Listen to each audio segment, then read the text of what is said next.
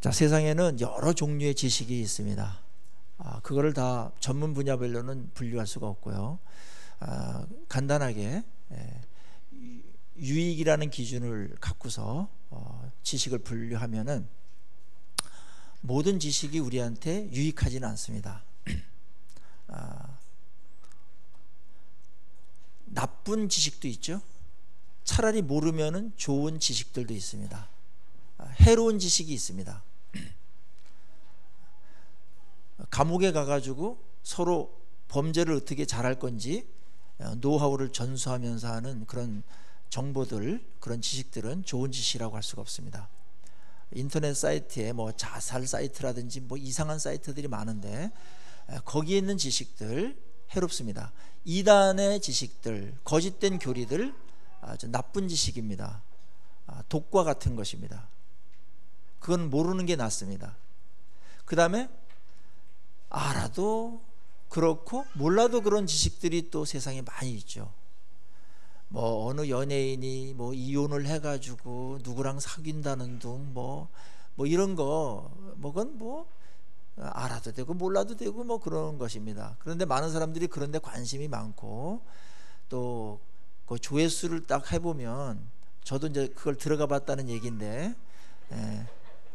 조회수가 엄청나요. 좋은 지식은 별로 없고 나쁜 지식이 조회수가 많이 붙으니까 유튜브라든지 뭐 이런 것들 통해서 또 많은 지식들을 퍼나르고 그렇게 돼서 세상이 더 어두워지는 부분들이 있고 부패되는 부분이 분명히 있습니다. 그 다음 그거보다 좀 나은 지식은 알면은 유익한 지식들이 있습니다. 우리가 공부할 때 그런 지식들, 생활의 지혜가 되는 지식들이 있죠. 학문 전공에 대한 지식들은 참 좋은 지식이고 유익한 지식입니다. 잘만 사용한다면. 그거는 우리가 계속 해야 됩니다. 우리 청소년들이 아까 나왔지만 이들이 공부하는 지식들 유익한 지식들입니다. 우리 그것에 많은 공을 들이고 있죠. 한국이 정말 그 학생들 공부시키는 그 열정은 진짜 세계에서 1, 2위를 다툽니다.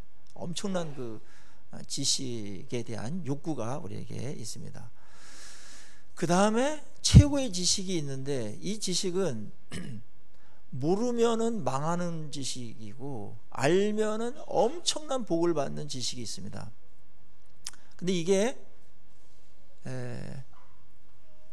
양면성이 있어서 만약에 이 지식을 알면은 엄청난 그 복과 놀라운 풍성함들이 우리에게 있고 존귀한 삶이 되지만 이거를 모를 경우에는 엄청난 저주와 재앙을 가져다 주는 지식이 있죠.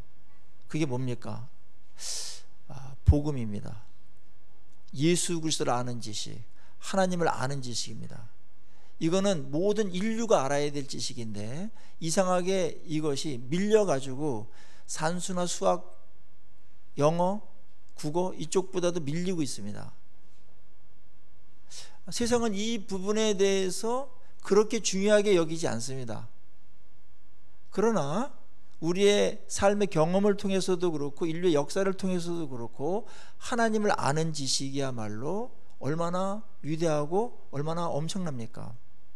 그 지식을 받아들이는 민족과 그렇지 않은 민족이 판이하게 역사가 달라진 것 보게 되고 이 세상에서는 그 정도로 끝나겠지만은 나중에 심판이 있을 때 이 지식을 알고 지식을 받아들이느냐, 이 지식을 모르고 또 알려줬는데 안 받아들였냐에 따라서 영원한 운명이 결정됩니다. 천국과 지옥입니다.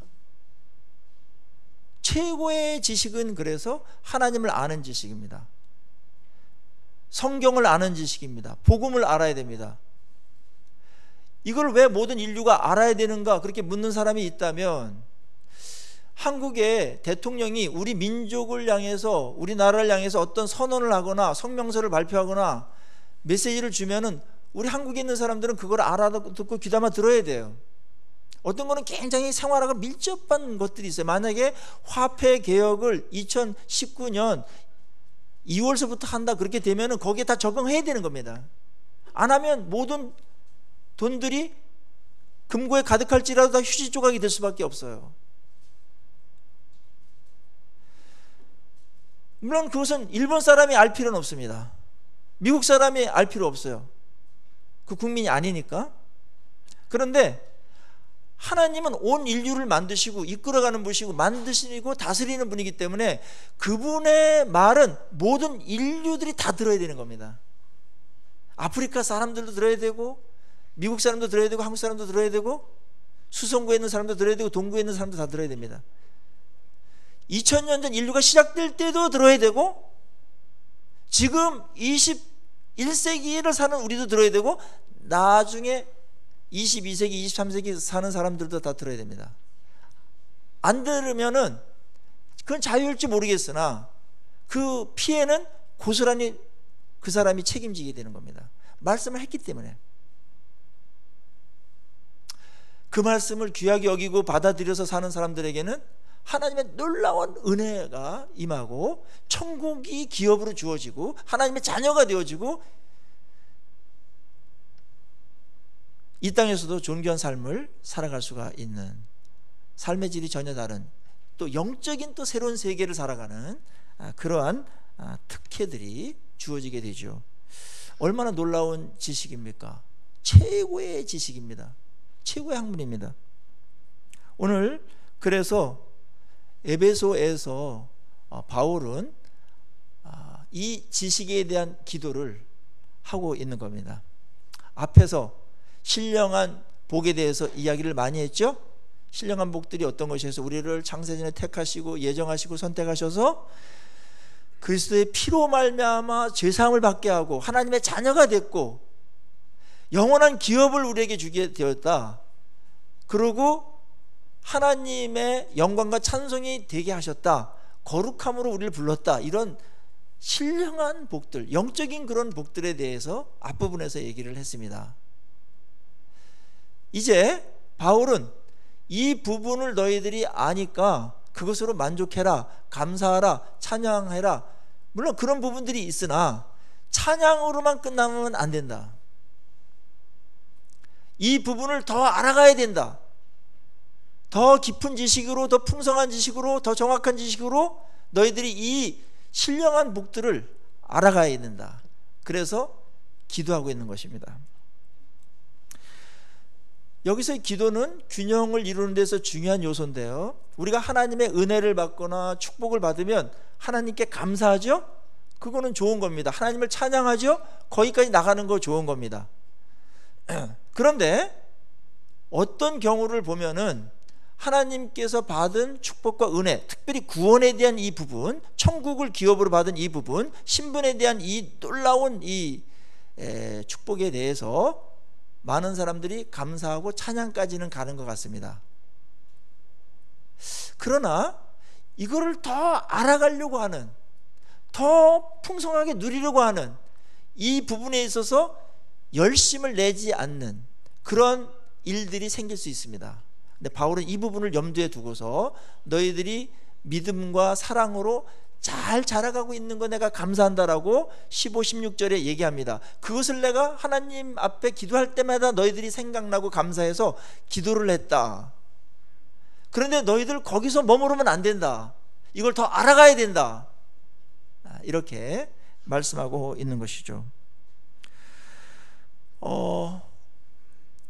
또 이런 분들도 있어요. 하나님께 은혜를 받고 축복을 받았는데 거기서 끝나고 그건 그거고 새로운 축복들만 추구하려는 기도하는 사람들이 있어요. 그래서 이 기도가 또 필요한 겁니다. 물론 그거에 대한 감사의 반응은 감사한 거예요. 하나님께 주신 은혜에 대해서 감사와 찬양이 있어야 되고, 그 다음에 그것을 더욱더 알아가고 또 실제로 경험하고 누리게 하는 그러한 기도가 있어야 됩니다. 이게 균형을 잡히는 겁니다. 둘 중 안에 하나만 있으면 균형이 잃어버리는 거예요. 감사로 끝난다든지 더 이상 갈 데가 많은데, 또 어떤 사람들은 그것에 대해서 그냥 더 알려고 하지 않는다든지, 더 큰 축복이 있는데 그것에 대해서 별로 사모함이 없다든지, 이런 부분들 오늘 기도로다가 균형을 맞춰주고 있습니다. 바울의 이 에베소 교인들을 향한, 또 모든 오고 가는 모든 세대의 성도들을 향한 이 기도는 지식을 위한 기도입니다. 영적인 지식을 위한 기도. 이 본문을 보면서 저는 기도에 대해서 내가 이런 지식을 갈망했나, 그런 생각을 하게 되고 많이 반성을 했습니다. 전혀 안 한 것은 아니지만 바울이 맨 먼저 이들이 뭐 문제가 있었던 것이 아니라 사랑과 믿음으로 잘 나가고 있고 성숙해가고 건강하게 자라가고 있는 교인들에게 이들에게 필요한 것이 있다, 더 필요한 것이 있다. 그게 뭐냐면 영적인 지식에 대한 필요였습니다. 여러분들은 기도가 어떻습니까? 대부분 많은 경우에 오늘의 문제, 당면한 문제를 해결해 달라고 우린 기도합니다. 그것도 물론 하나님께서 우리들에게 또 허락한 것입니다. 그런 기도 해야 됩니다. 그런데 이미 받은 은혜, 이미 받은 구원, 이미 받은 신령한 복에 대해서 더 깊이 알아가고 더 풍성히 알아가기 위해서 얼마쯤 기도하셨습니까? 오늘 우리의 기도에 이 부분이 굉장히 중요한 기도의 제목으로 자리 잡기를 간절히 축복합니다. 바울은 그걸 알았던 거예요. 이때 왜 문제가 없었겠습니까? 이때 왜 해결해야 될 그런 절박한 그런 상황들이 왜 없었겠습니까? 그럼에도 불구하고 바울은 맨 먼저 이들을 사랑하면서 옥중에서 하나님, 이런 것들을 알게 해달라고 4가지 영적인 지식을 깨닫고 알게 해달라고 기도하고 있습니다. 물론 여기서의 알게 해달라는 것은 하나님에 관해서, 영적인 것에 관해서 알아가는 것이기도 하지만 하나님을 알아가고 영적인 것을 경험적으로 알아가기 위한 기도였습니다. 우리는 예수를 믿고서 교회에 한 2-3년 다니면 선언적인, 명제적인 지식을 많이 알아요. 예를 들자면 하나님은 전능하시다, 그거 지식이 있죠? 하나님은 사랑하신다, 하나님은 영광스러운 분이시다, 하나님은 기도하면 들어주신다, 하나님은 우리를 인도하신다. 이걸 우리가 시험 보면은 다 맞춰요. 그러나 그것은 우리의 머리 지식이고 선언적인 그런 지식입니다. 그거를 우리가 경험으로 알아가는 데는 절차적인 지식이 필요해요. 이건 시간이 많이 걸립니다. 하나님은 날 사랑한다. 여러분들, 하나님이 여러분들을 사랑하는 지식 있으시죠? 다 있어요. 그러나 하나님의 사랑을 많은 일들을 통해서 또 순종함으로 그 길을 가보면서 인생을 살면서 하나님의 사랑을 깨달아가고 하나님의 사랑이 느껴지고 하나님의 사랑을 이런저런 부분에서 받아가면서 하나님은 사랑이시구나, 그걸 알아가는 것은 시간이 많이 걸리는 겁니다. 이 지식을 놓고 기도하는 겁니다. 이거는 늘 해야 되는 겁니다. 자전거는 2발로 타는 거야.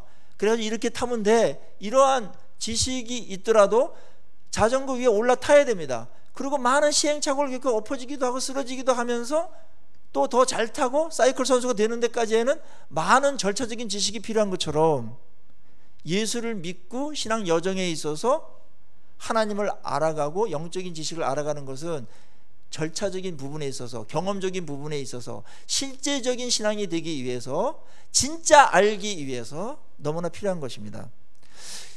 히브리인들은 이 안다라는 말을 야다 그래서 경험적인 지식으로 얘기를 많이 했습니다.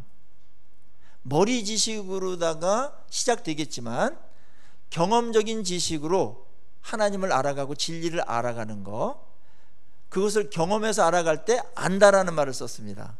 그 예로다가 청춘 남녀가 만나서 데이트를 합니다. 사랑에 빠집니다. 서서히 알아가죠, 상대방을요. 그러나 아직 몰랍니다. 이성이라는 것은 너무나 신비스러워요. 결혼을 했어요. 결혼을 하면서 배우자를 알아가죠. 이성을 알아가죠. 그런데 그 알아가는 게 뭐 하룻밤 잡다고 압니까? 1년 살아도 압니까? 계속 알아가는 겁니다. 저도 30년이 됐는데 얼마나 제 아내가 신비로운지 아직 몰라요. 다. 어떤 데 이러면 좋아했는데 어떤 데 또 똑같은 일 해도 안 좋아하고, 어떤 때는 이렇게 하면은 화를 냈는데 어떤 때는 또 화를 안 내고, 그래서 늘 종잡지 못하고 어중간한 상태에 있습니다.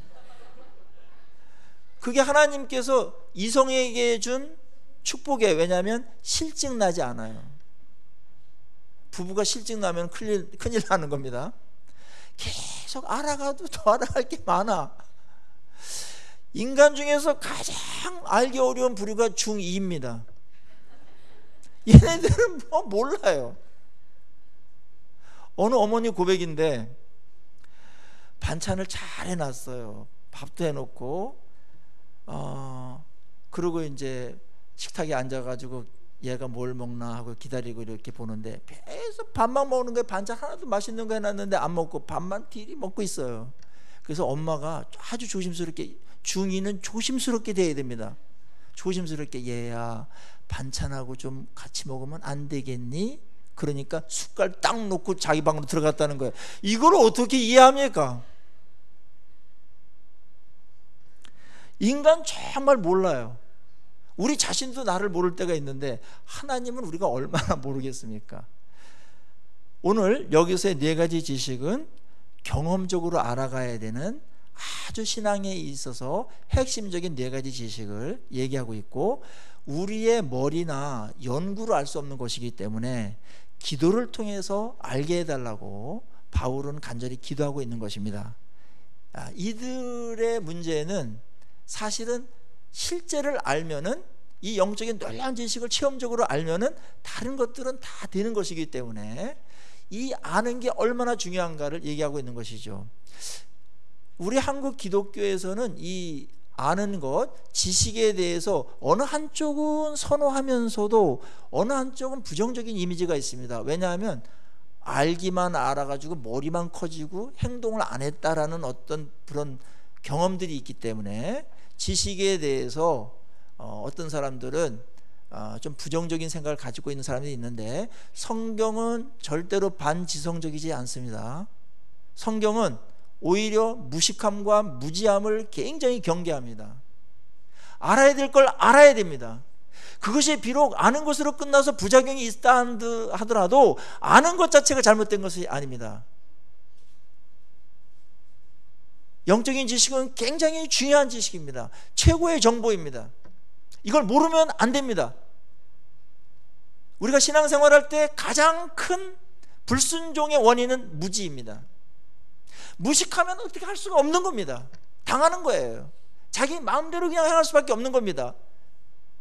성경을 알아야 되고, 하나님을 알아야 되고, 영적인 세계에 대해서 성경이 허락한 그 부분들을 경험적으로 누리면서 알아가야 됩니다. 그것이 영생인 줄로 믿습니다. 그렇다면 몇 가지, 4가지를 얘기하고 있는데 우리 하나씩 간단하게 묵상하고 나누도록 하겠습니다. 17절 보면은 하나님을 알게 해달라고 기도하고 있습니다.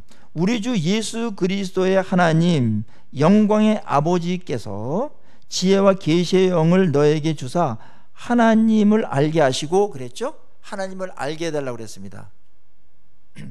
가장 중요한 지식입니다. 모든 지식의 근원입니다. 하나님을 알아가는 것. 그런데 하나님을 아는 것은 세상적인 지식으로 알 수 없기 때문에 거기에 무엇으로 알아간다고요? 지혜와 계시의 영을 너에게 주셔서 알게 한다. 계시와 지혜의 영, 성령입니다. 성령은 우리들에게 영적인 부분을 알려주고 조명해 주셔서 깨닫게 하세요. 이해하게 하세요.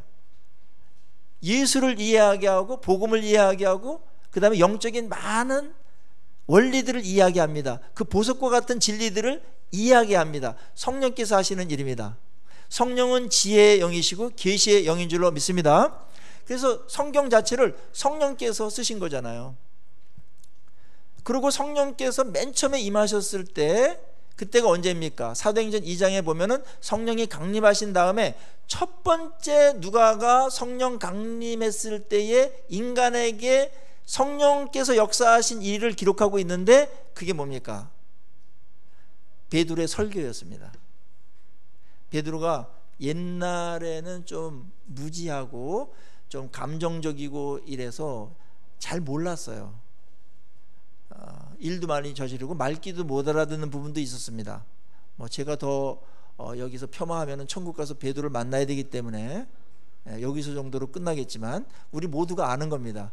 그런데 성령님이 임해서 그에게 계시의 영과 지혜의 영이 딱 주어졌을 때 말씀, 예수님께서 말씀했던 것들이 쫙 불이 들어오면서 그 설교로다가 녹여내는데 최고의 강의 설교가 베드로의 그 성령 강림했을 때의 설교입니다. 이거는 설교의 스탠다드로 지금도 삼고 있는 겁니다. 설교학에서. 그 상황이 굉장히 위험했어요. 술 취했다라는 그런 비방도 있었고, 그 다음에 기독교를 박해해가지고 없애버리려고 하는 세력들이 딱 벼르고 있었는데, 성령이 임했을 때 베드로가 그 청중들을 대상으로 해서 예수 그리스도가 어떻게 왔으며 어떻게 죽으셨고 이것이 너희들하고 어떤 관련이 있는지 그대로 풀이하고 밝히고 증명하고 설득하고 적용시킴으로 인해서 거기에 있는 모든 청중들이 어쩔까 해가지고 회개의 일이 벌어진 겁니다. 또 청중에게도 성령께서 지혜와 계시의 영을 주셔서 그동안에 이해하지 못했던 것, 황당무계한 어떤 예수님이 메시아라는 등 구세주라는 등 이거에 대해서 유대인들이 잘 몰랐거든요. 엄청난 그 선입견과 고정관념이 있었기 때문에 그거를 깨기는 굉장히 힘들었는데, 말씀이 전해질 때도 성령께서 지혜와 계시의 영을 주셨고 듣는 자들에게도 지혜와 계시의 영을 주셔서 놀라운 부흥이 일어나서 하루에 3,000명씩 주님께 돌아오는 일들이 벌어진 줄로 믿습니다. 이게 이제 지혜와 계시의 영을 주셔서 하나님을 알게 하는 겁니다. 성령님은 오늘도 이 부분을 계속합니다. 그래서 어떤 상황 속에서 말씀을 붙들고 하나님이 이런 분이다 하고 믿고 나가서 순종할 때 성령께서 깨닫게 도와주세요. 사건이 벌어져요. 그래서 하나님이 날 사랑하시는가벼 이러다가 하나님 날 사랑한다. 그래서 하나님에 대해서 알아가는 겁니다. 하나님을 알아갈 때 여러분들 얼마나 놀라운 일들이 벌어지는지 아세요? 예를 들면 우리 하나님에 관해서는 많이 알죠? 명제적인 지식들 많습니다. 머리 지식 많아요. 하나님 전능하시다 아시죠? 사랑하시다 아시죠? 무소부지하시다, 거룩하시다, 영광스럽다, 우리를 인도하신다 다 아시죠? 자, 그 중에서 하나님이 날 사랑하신다, 날 인도하신다, 합력의 선을 이루신다, 이 부분에 대해서 어떤 일이 벌어지고 나한테, 그리고 하나님께 기도합니다. 그리고 말씀을 붙듭니다. 하나님 절 사랑하시죠. 성경에 나타난 그 사랑을 제가 알고 있으나 개인적으로 제가 느껴지지 않습니다. 하나님이 진짜 날 사랑하는지, 성경은 분명히 십자가의 죽으심으로 사랑을 증명하셨다고 하는데 그 사랑이 나한테도 해당이 되는지, 이 문제에도 사랑으로 나한테 간섭하시는지, 사랑으로 처리해 주시는지 하나님 제가 알지 못합니다. 그때 하나님께 기도하는 거죠. 하나님, 이 문제를 통해서 하나님의 사랑을 나타내 주십시오. 사랑을 이해하게 도와주십시오. 깨닫게 도와주십시오. 사랑을 경험하게 도와주십시오. 그렇게 기도할 때 하나님께서 그 일에 사랑으로 간섭하심으로 인해서 그 일이 해결되거나 어떤 깨달음을 주거나 그랬을 때 그만큼 하나님의 사랑을 이해하고 깨달은 겁니다. 그게 하나님을 알아가는 겁니다. 하나님의 사랑은 어마어마한데 우리는 하나님의 사랑의 몇 부분밖에는 모릅니다. 이걸 알아가면 알아갈수록 여러분의 엄청난 자산이 되어서 그때그때 쓸 수가 있겠죠. 하나님의 전능하심, 하나님의 사랑하심, 인도하심, 정확하심, 이런 거. 저는 최근에 하나님이 얼마나 계산을 정확하게 하시는 분인가를 경험했습니다. 제가 하나님께 한 게 이런 거였는데 그거를 잊지 아니하시고 하나님께서 엄청난 것으로 보상해 주셨어요. 이건 나중에 때가 되면 말씀드리겠습니다. 여러분들 많은 그런 부분들이 있을 텐데, 그러면서 하나님을 알아가는 거예요.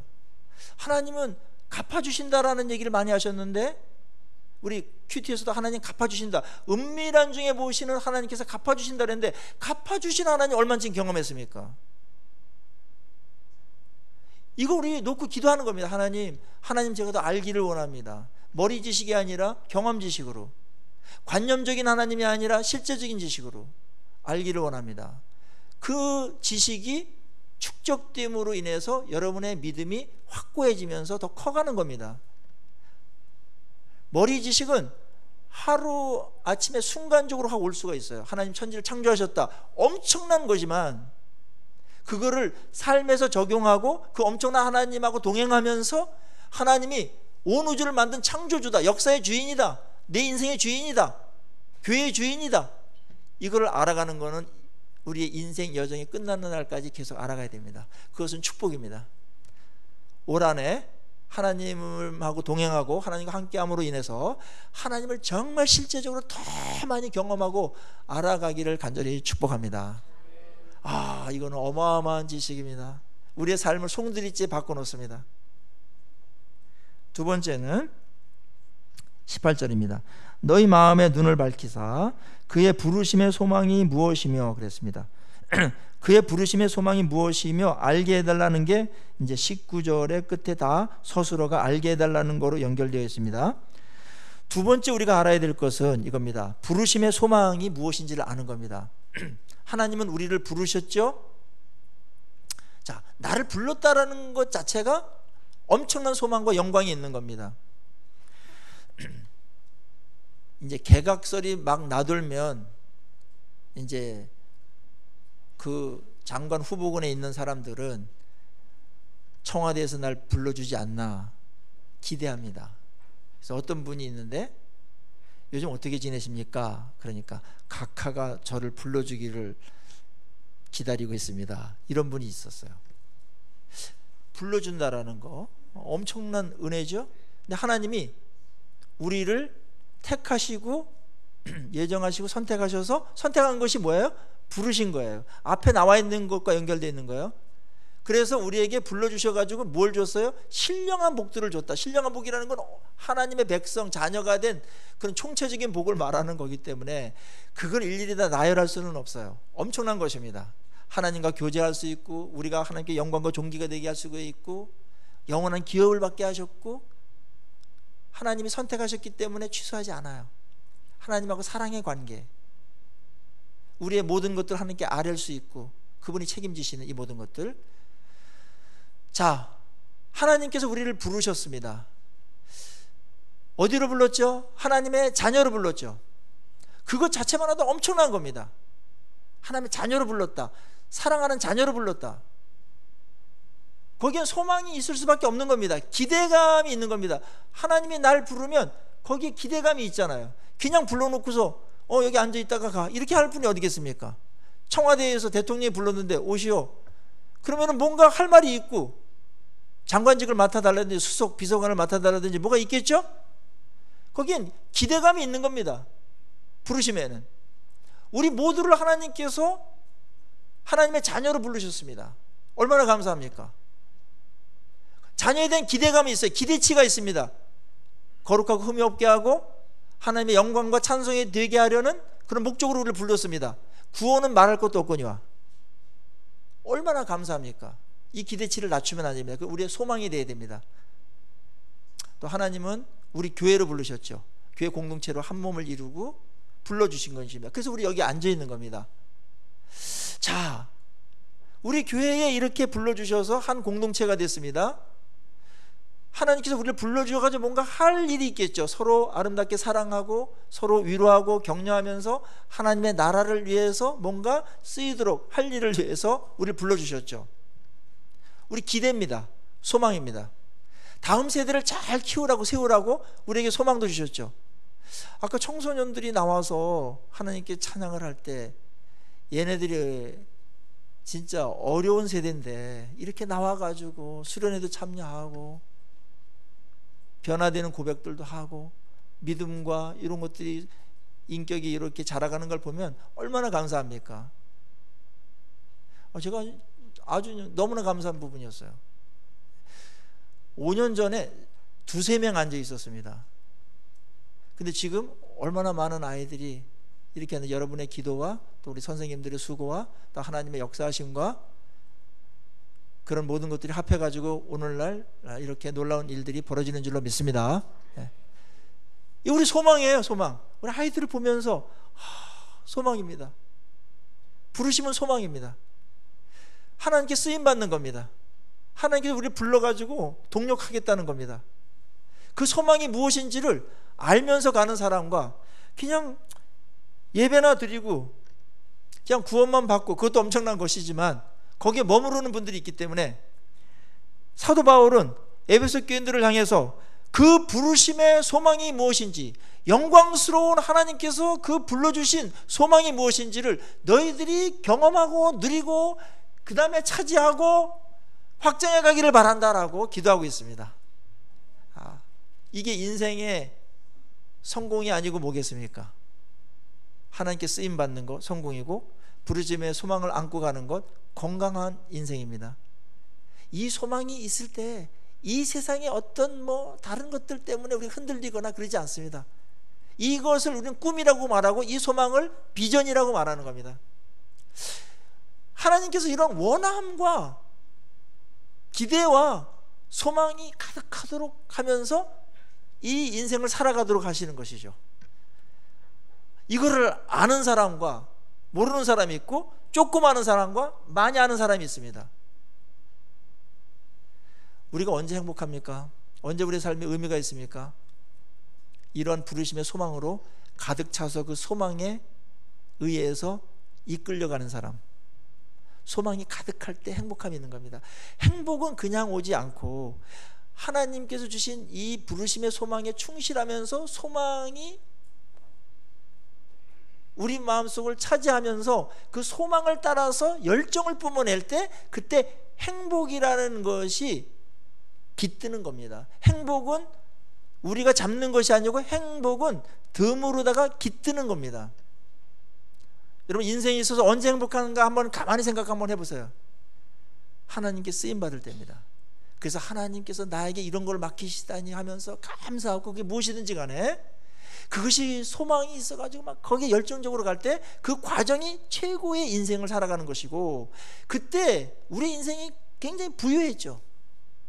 또 하나님 앞에서도 양심의 자유가 있고 하나님의 칭찬이 있고, 내 길을 가는 것이 옳다, 이런 것들이 확정되면서 내가 지금 헛사는 게 아니다, 나이 이렇게 헛되게 먹은 거 아니다, 이런 것들이 계속 증명되면서 얼마나 행복합니까? 얼마나 존귀합니까? 얼마나 의미가 있습니까? 이 소망이 있을 때 인생이 허무하지 않습니다. 인생이 의미가 있습니다. 의미가 있어야 행복을 논할 수 있습니다.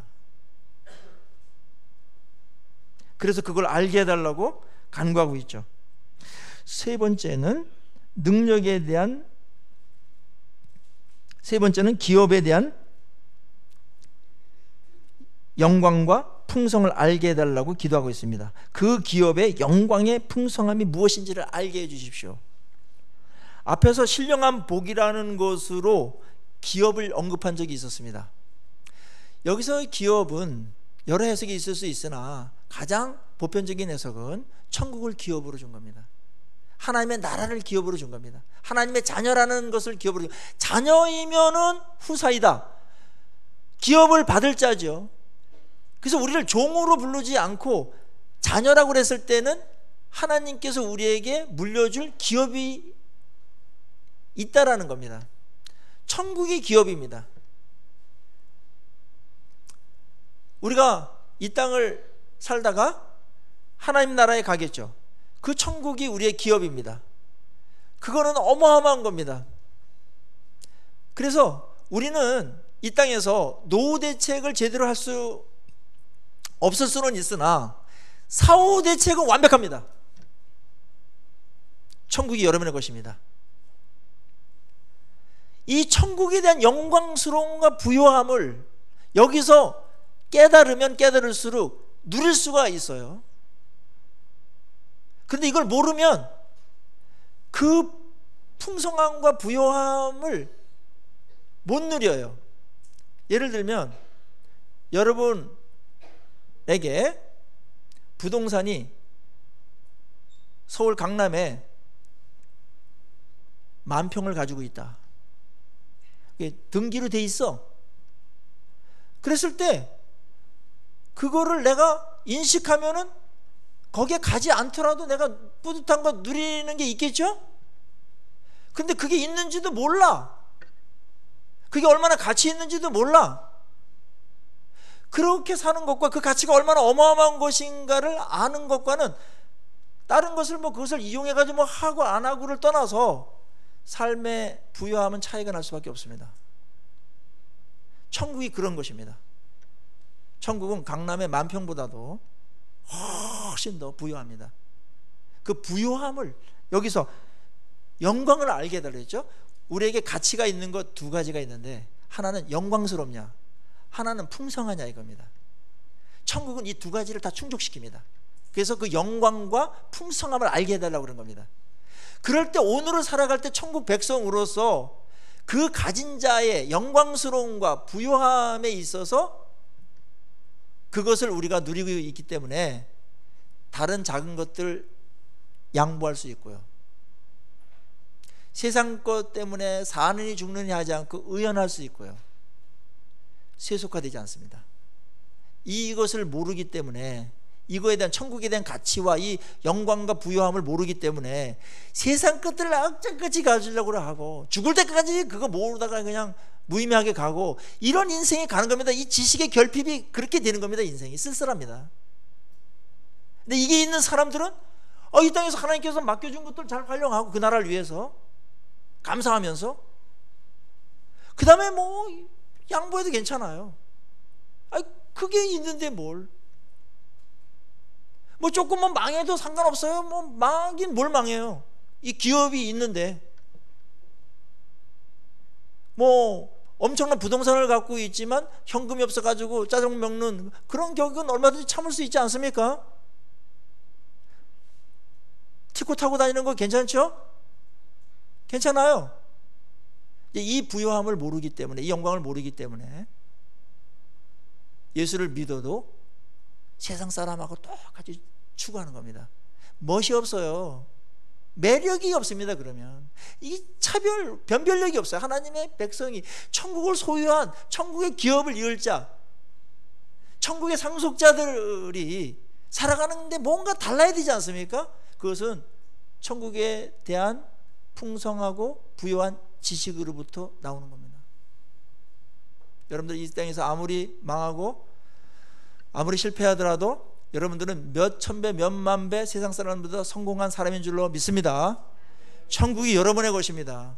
그리고 이 땅에서도 천국을 경험하게 돼요. 이 땅에서 하나님 나라를 경험하게 되는데 그게 뭐예요? 영광과 풍성함이 있습니다. 하나님의 나라는 영광스러워요. 예배를 드릴 때 하나님의 영광이 가득할 때 얼마나 우리가 영광스럽습니까? 그 영광에 참여하는 겁니다. 그 다음에 우리 청소년들 나와서 이렇게 하고 우리 찬양대 하고 우리 같이 예배를 드릴 때 하나님의 은혜가 쏟아질 때 얼마나 풍성합니까 여러분? 하나님 나라의 특성입니다. 영광스럽다, 그러고 풍성하다. 여러분 그것을 기업으로 받은 줄로 더욱더 알아가시고 누리시기를 간절히 축복합니다. 이미 줬는데 누리지 못하는 거는 내게 아니에요. 누려야 됩니다. 그래서 그걸 알게 하라고. 이 알게 한다는 것은 경험적으로 체험을 해가지고 누려서 아는 겁니다. 요한계시록에 보면 이 하나님 나라에 대해서 엄청난 그 비유로다가 해놨는데 그게 여러분의 것입니다.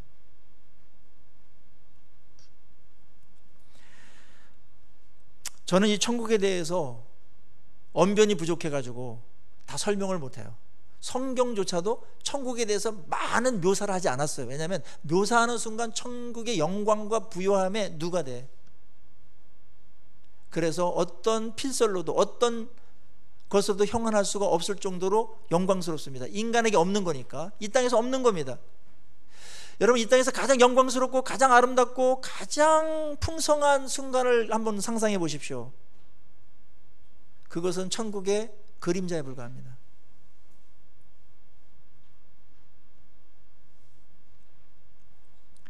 마지막으로 19절에서 능력을 알게 해달라고 기도하고 있습니다.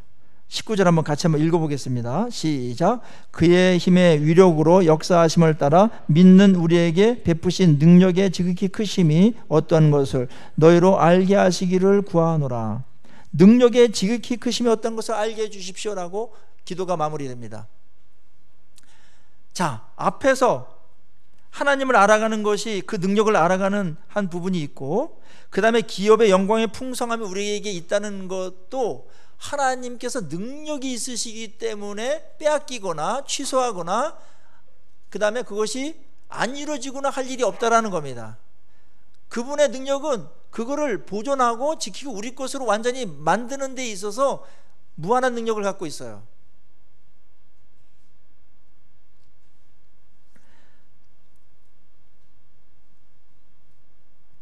하나님께서 얼마나 능력이 있으신지를 우리로 하여금 이 땅에서 경험하기를 원하셨습니다. 기업의 풍성함과 영광은 미래적인 것이라면 그 능력의 지극히 크심을 알아가는 것은 현재적인 것입니다. 그리고 그 능력 때문에 천국은 여러분의 것이 될 것입니다. 그분은 전능하십니다. 그리고 여러분을 바꾸실 것입니다. 전지하시기 때문에, 전능하시기 때문에. 하나님의 능력을 알아갈 때 이 땅에서 여러분들이 얼마나 담대해지고 자유롭게 됩니까? 하나님의 능력을 경험할 때 여러분에게 두려울 것이 무엇이 있습니까? 세상에 위축될 게 하나도 없습니다. 지금 상황이 좀 열악하고 좀 꼬인다고 해가지고 그거 걱정할 거 없습니다. 하나님은 무한하신 능력을 갖고 여러분들을 이끌어 가시고 여러분의 자녀들을 지금 한 발짝 한 발짝씩 만들어 가시고 인도해 가시는 과정에 있는 줄로 믿습니다. 하나님은 큰 그림을 갖고 가세요. 하나님은 무한한 능력이 있으시기 때문에 우리는 하나님 그렇게 능력이 있다면 지금 당장 해주세요 이렇게 가지만, 하나님은 또 크신 분이고 길게 잡으면서 모든 것들을 만들어 가시는 하나님이시기 때문에 우리의 입장에서는 때때로 느리게 보일 때가 있습니다. 대부분 느리게 보입니다. 그게 답답하고 안타깝습니다. 언제 쉬려고 이러는 거지 하면서 화가 날 때도 있습니다. 그러나 하나님의 능력은 지금도 그 문제와 또 여러분들에게, 여러분의 상황에 역사하고 계시고, 하나님의 때가 됐을 때 그 무한한 능력이 여러분들의 그대로 임하면서, 그 일에 임하면서 여러분들이 찬양이 터져 나올 수밖에 없는, 여러분의 상상을 뛰어넘는 그런 일들이 벌어질 줄로 믿습니다. 이게 하나님의 전지한 능력입니다. 이 능력을 어떻게 설명할까 하다가 제가 몇 년 전에 부산에 가가지고, 부산대 수학과 교수님인데 장로님이시더라고요. 근데 사경에 갔으니까 이제 강사랑 식사를 하잖아요. 하는데 그 수학과 교수님이, 목사님 제가 수학을 해가지고 믿음이 아주 좋아졌습니다, 그런 얘기를 들었습니다. 근데 수학하는 분이 믿음이 별로 안 좋은 경우가 많은데 어떻게 그렇게 수학을 전공하셔가지고 좋아졌습니까? 그분의 말이 이거예요. 하나님은 능력이 무한하신 분 아닙니까? 능력이 무한한 거는 수학으로 말하면 무한대입니다. 팔자 옆으로 눕혀놓은 거 무한대. 무한대에다가 천조를 더해도 무한대고, 무한대에다가 0.00000001을 곱해도 무한대 아닙니까? 무한대에다가 천조 곱하기 천조를 빼도 무한대 아닙니까? 맞네요. 믿음은 곱하기라고 봅니다.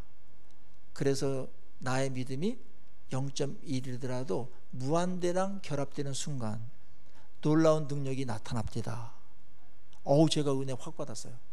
수치로 하니까 확 다가오더라고요. 수치의 능력. 수학을 또 그렇게 하시더라고요. 그런데 이분이 마지막 한 게 제 마음에 확 꽂혔어요. 더. 그런데 목사님, 무한대에다가 0을 곱하면 어떻게 되는지 아십니까? 0이죠. 맞습니다. 아무리 하나님이 무한한 능력을 갖다 하더라도 믿지 않으면 0이면 0이 됩니다. 아무것도 안 나타납니다. 자, 믿음에 대해서 정리되셨어요? 수학적으로? 이 말씀 꼭 붙드시고, 전능하신 하나님께 작은 믿음이라도 나가실 때 놀라운 무한한 능력과 연결되면서 믿음을 타고 여러분의 삶의 현장에, 문제에 하나님의 능력이 발휘될 줄로 믿습니다. 이걸 경험적으로 알아가라는 거예요. 경험적으로. 하나님 무한한 능력이다. 근데 사용 안 하면 뭐합니까? 하나님 무한한데. 그게 기도 안 하는 겁니다. 그게 안 믿는 겁니다.